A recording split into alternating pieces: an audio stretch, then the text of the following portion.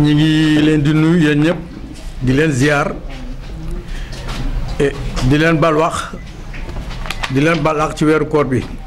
li ñu indi tey ci affaire mutuelle de santé yi la parce que booba tey dañuy nekk ci situation bu méttee et li tax mu métti mutuelle de santé yi bi ñu soog a sosu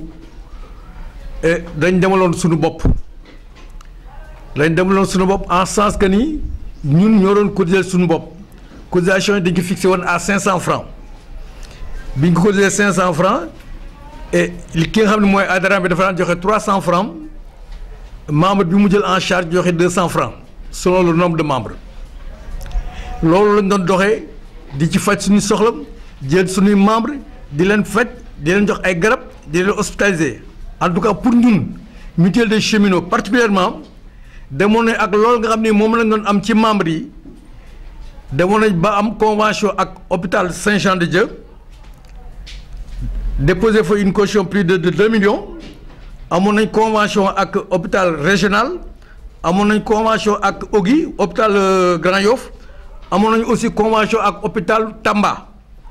comme si une mutuelle boo nga xam ni dafa am une dimension nationale. Alors nous avons des représentants un peu partout à Dakar, à Thiès, à Guinguinéo, Tamba, un peu partout. Donc il fallait que nous signions des conventions avec beaucoup d'hôpitaux. Loolu lañ def te boobu suñu facture dafa daan ñëw ñu koy fay ordonnance yi dañ daan ñëw ñu jëndal ko membres yi jox leen donc on n'avait pas de problème et en ce moment on recouvrait peut-être les 20% de la population. Alors bi ñu demee ba nga xam ne nag CMU ñëw na ñu ne da ngeen di changer formule. ñu leen amul benn problème ñu ñëw bokk ci CMU bi bi ñu bokk ci CMU bi le président Macky Sall daal di dafa bëgg atteindre l'objectif de 75% des populations bi mu waxee loolu ñu d'accord ci ak moom alors te population ñi nga xam ne ñoo nekk ci CMU bi et informé bi la parce que les fonctionnaires am nañ imputation budgétaire bu ñu feebaree dañuy jël seen imputation budgétaire dem faju ji ñi nga xam dañoo ko ci privé bi également. bu ñu feebaree dañuy dem ci seen IPM yi faju ji donc secteur informel bi moo amoon problème ñoom ñoo daw ñëw ci mutuelle yi bi ñee daw ñu ci mutuelle yi ñu daal leen accepté président Macky Sall nañu léegi man damay def santé pour tous ñëpp laa bëgg a faj à partir de cet instant damay jël une partie des cotisations di leen ko verser sous forme de subvention donc dinaa joxe 3500 la cotisation est à 7000 francs le que CMU fixé woon dana joxe 3500 pour subventionner une partie beneen partie bi ki nga xam ne mooy membre bi joxe ko ñu ne ko c'est bon mu ne maintenant am na ñoo xam ni dañu am carte d'égalité de chance mooy CEC yi ñooñu également dama leen di jël totalement en charge ñooñu seen 7000 francs man maa koy joxe donc yéen da ngeen leen di faj gratuitement. mënuñu aussi les BSF bourse familiale bi également ñooñu aussi da ngeen leen di jël totalement gratuitement man maa leen di verser sous forme de subvention CMU élèves ñoom 1000 francs la ñuy joxe ñooñu aussi man maa leen jël sous forme de subvention donc subvention yu au départ le président Macky Sall et le gouvernement du Sénégal daan na joxe subvention yi au départ c'était bien il y avait pas de problème bu ñu jotee subvention yi alors daal di compléter avec les cotisations fay hôpitaux yi. fait ordonnance yi et ça marche très bien ñu jékki-jékki alors mu am rupture jotatuñu subvention mu am retard di subvention yi amee retard maintenant mutuelle yi commencé am problème d'ailleurs boo ko seetee département Thiès ça compte au moins 39 mutuelles boo ko seetee xëy na plus de 30 et quelques taxaw nañu 2 ou 3 mutuelles ñoo ci dox yëpp taxaw nañu parce que subvention yi ñëwatul. ñi ngi xaar subvention 2017 gisuñu ko 2018 waxi noppi 2019 également donc 2020 waxaale wuñ ko donc subvention ñëwatul mutuelle yi mëntuñu dem fees nañu dell ak bor ñi ngi am bor ci pharmacie yi ñi ngi am bor ci hôpitaux yi mutuelle yëpp taxaw nañu ñu ne léegi naka la ñuy def pour relancer mutuelle yi ci loolu lañ nekkoon di xalaat ñu ne sensibilisation ñu ànd ak le département de Thiès. ne dañuy def sensibilisation mais far mbas mi ñëw bi feebar bi ñëwee mënutoo génn mënutoo seeti kenn dañu ci taxaw ñu commencé nag am difficulté yu gën a wóor mutuelle yi doon kaleng sax dañu obligé taxaw koo seeti ne ko mais saa waay man gisuguma sa causation mu ne vraiment man liggéeyatuma taxaw daal soit muy chauffeur bi muy mécanicien bi muy chaudronnier bi muy boutiquier bi commerçant bi kenn doxatul benn liggéey doxatul koo ci dem naan causation mu ne aw ma dara donc nag ñoom it ñu taxaw cotisé tuñu mutuelle lañ doon as néew ci causation ñëwatul ñu commencé am ay difficultés subvention bi ñëwatul nit ñi cotisé tuñu donc nit ñi dañu mujj a toog seen kër nga feebar da ngay toog sa kër li ñu naan les malades dañuy déserter comment dire les hôpitaux mais la réalité c'est pas ça c'est que malade yëpp dañoo jëwoon ñëw ci mutuelle yi dematuñu donc mutuñu fa envoyé kenn problème yi loolu la boo gisee hôpitaux yi dara nekkatu fa c'est parce que mutuelle yi yónnee tuñ fa kenn amatuñu xaalis mënutuñu fa yónnee kenn la prise en charge mënutul nekk alors difficulté yooyu lañ nekk ñu ne nag léegi foog ñu yuuxu bi mooy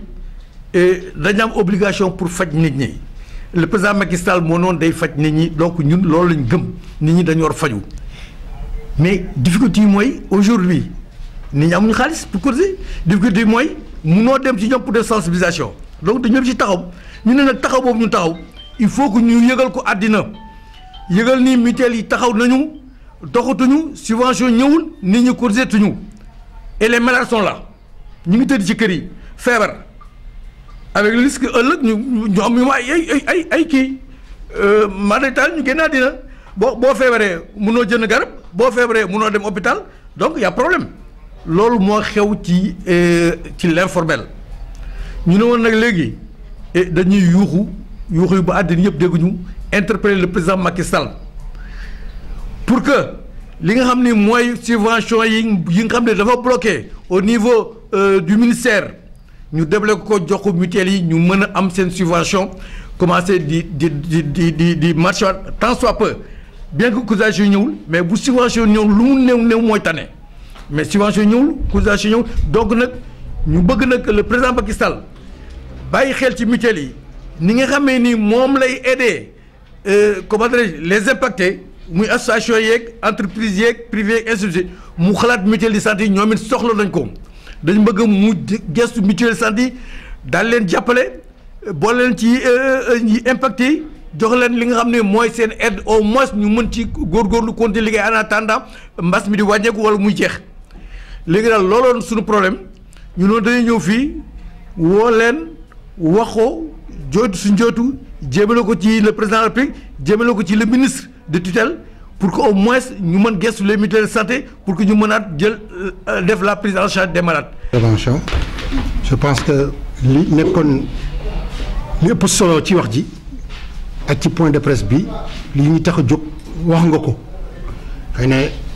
du ma wax ni sama damay complété damay contribuer laay wax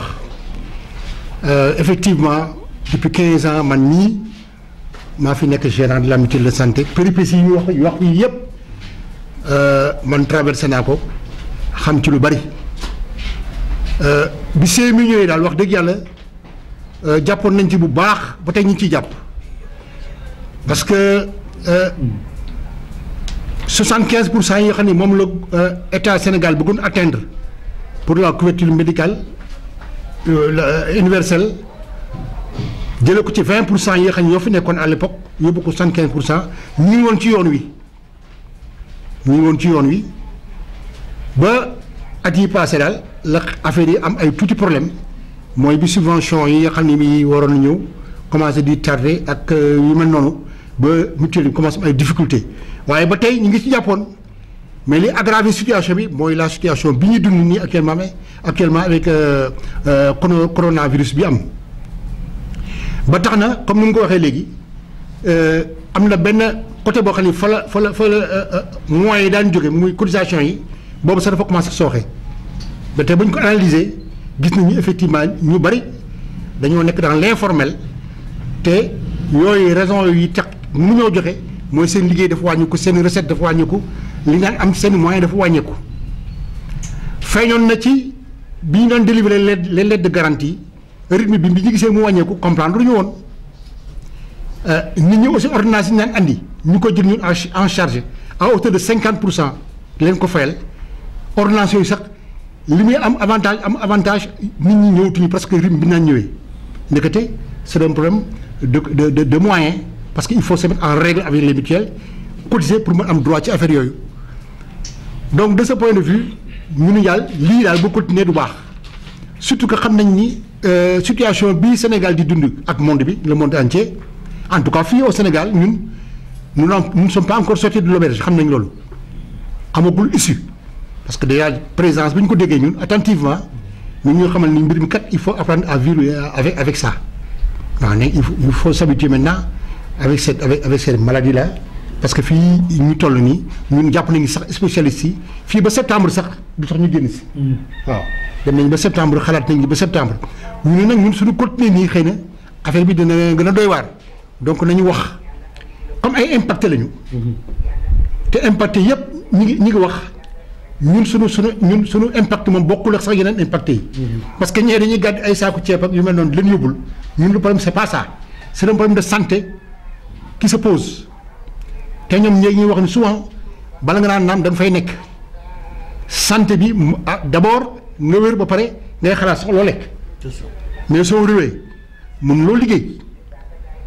boo liggéeyul doo am dara donc santé dafa nekk quelque chose de primordial loo xam ne lii il faut que ñu taxaw ci et il se trouve que nag xëy na lii bees mooy comme ni nga ko waxee mooy maladie bi nit ñu bare nga toog seen kër ñun lu ñu xam. waroon dem faju jiwuñu ñu ni dañoo ragal dem foofu jële fa feebar bi am nañu xalaat loolu waaye xam naa ñooñu sax bariwuñu mais ñu ci bari dañu am ay moyens ñu dem fajoo ji amuñu moyens ñëw ci mutuelle yi cotiser ba pare jël lettre de garantie dem faju ji donc ñun en tout cas nañu jouer itam suñu rôle ci affaire bi parce que lii ñuy def nii ñun xeex feebar bi daan ko nii ci la bokk. suñu point de presse bi ci xeex boobu la bokk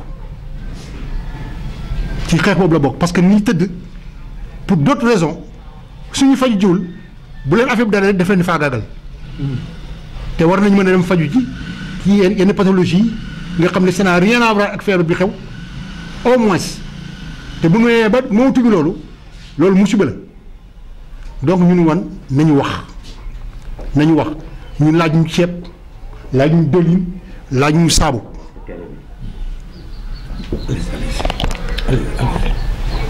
laaju ñu saabu laaju ñu yooyu yëpp parce que xëy na ñooñu ay impacté lañu d'une manière mais ñun suñu impact bii ñun mooy lii ñu teg suñu loxo ñu di ko doxal depuis 15 ans mu egsi ba fii bëgg sooxe te muy affaire santé boole ci ñu nañ ci wax kilifa yi yore mbir moomu ak lu ñu mën a doxal ak moyen bu ñu mën a seet pour jàppale suñu mutuelle ak mutuelle yenn santé yi nekk yenn difficultés yi ñoom daal nañ ko seet ba xam nu ñu koy doxalee surtout que gis nañ ñun suñu ministre de tutelle mooy le ministre chargé de développement communautaire et de l'équité territoriale Mansour Faye gis nañu mu ngi déployé bu baax ci mbir yi ñëpp gis nañ ko waaye dafa xaw mel ni boole woon ci mutuelle yi. moo tax ñuy fàttali pour ñu fàttaliku ñu waaw xam ni ñun ñii tam ci lañu war a bokk. C'est pour dénoncer une situation que nous vivons depuis un certain temps. Donc aujourd'hui, nous disons que le thème de notre point de presse, c'est la mort des mutuelles de santé. Alors,